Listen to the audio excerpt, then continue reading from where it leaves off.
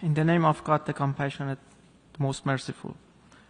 Mr. President, honorable colleagues, as our world faces an unprecedented situation, the fundamental values we collectively uphold, including humanity, justice, and integrity, are under severe threat by an occupying power whose policies reflect systematic discrimination, territorial expansionism, and disregard for international humanitarian norms.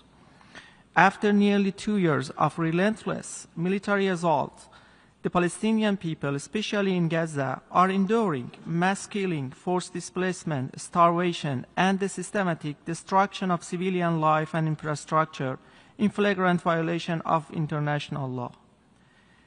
The devastation is not confined to Palestine alone. Israel's repeated aggressions against other countries further destabilize the region and threaten international peace and security. Decades of concessions, diplomatic overtures, and normalization attempts have failed to halt Israel's crimes and illegal occupation, instead emboldening it to intensify its expansionist, racist, and colonial policies. The systematic disregard for United Nations resolutions, shielded by repeated Security Council vetoes and sustained armed transfers, has demonstrated that current approaches, though presented as decisive, cannot achieve their stated objectives. A just and lasting solution will remain out of reach unless the international community adopts binding resolutions that address the root causes, ensure accountability, and uphold the inalienable rights of the Palestinian people. Madam President, I'm sorry, I said before, Mr. President. Madam President, the Islamic Republic of Iran has consistently called for an immediate and unconditional ceasefire in Gaza, unimpeded humanitarian access and reconstruction that fully respects the rights of the Palestinian people. Iran also recalls its unwavering support for the Palestinian people's steadfast resistance to occupation, foreign intervention, and apartheid policies. Iran affirms that lasting peace can only be achieved through ending the occupation and fully realizing the independence and sovereignty of the State of Palestine. This must be grounded in the genuine will of its original inhabitants, Muslims, Jews, and Christians alike, expressed through a free and inclusive referendum as proposed in document S/2019/862.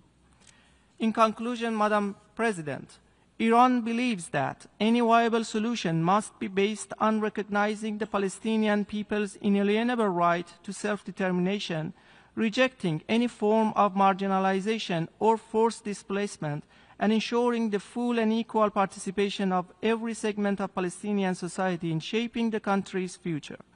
The international community must urge the Security Council to recommend Palestine's admission as a full member state of the United Nations and ensure full accountability for Israel's war crimes, genocide, and prolonged illegal occupation, including through the imposition of targeted sanctions and the suspension of its UN membership in order to safeguard the credibility of this organization. I thank you.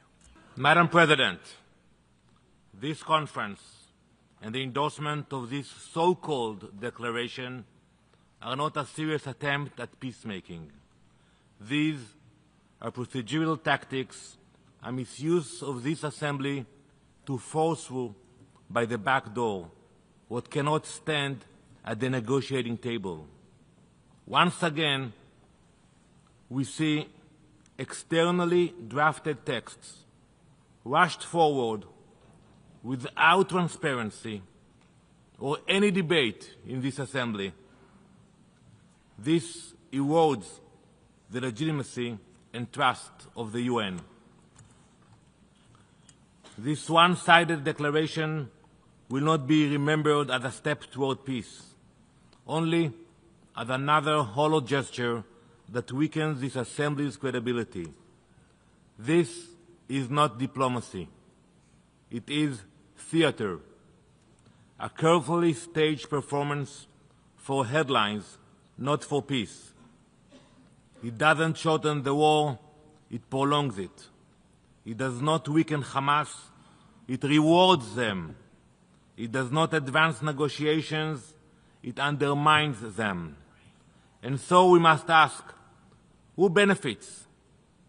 Not the hostages in Hamas captivity, not the people of Gaza, not those who pray for real peace. The only beneficiary is Hamas. Consider France's recent pledge of statehood. Hamas welcomed it, praising, and I quote, they called it the political and moral pressure it puts on Israel. When terrorists are the ones cheering you, you have to ask yourself what you are doing. Some members of this assembly treat this conference like a virtual reality game. You put on the headset and imagine peace is imminent, but it is only an illusion, entirely detached from reality. The reality is that Hamas still rules parts of Gaza, armed, entrenched, and vowing to strike again.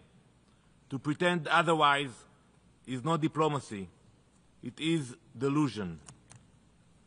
You called in this so-called declaration for Hamas, and I quote, to end its rule in Gaza. Very nice, very impressive. This assembly may not openly speak it, but all of you know it. Israel is expected to remove Hamas from the equation. It's very nice that you mention it, but who is going to do it? It is on our shoulder to make it happen. We are left to do the real work, to eliminate Hamas, the ultimate obstacle to peace.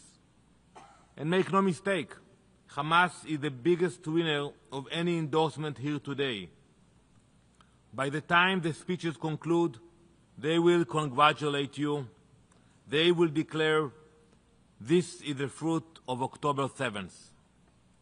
This is their reward for storming across our borders, slaughtering entire families in their homes, burning people alive, kidnapping children and the elderly, raping women, and dragging hundreds into captivity. And now, with this declaration, they learn a deadly lesson, that such savagery brings political reward.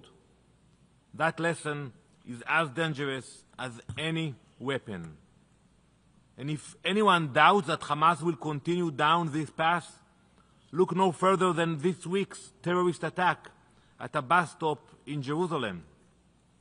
Innocent civilians gunned down as they waited for their morning commute.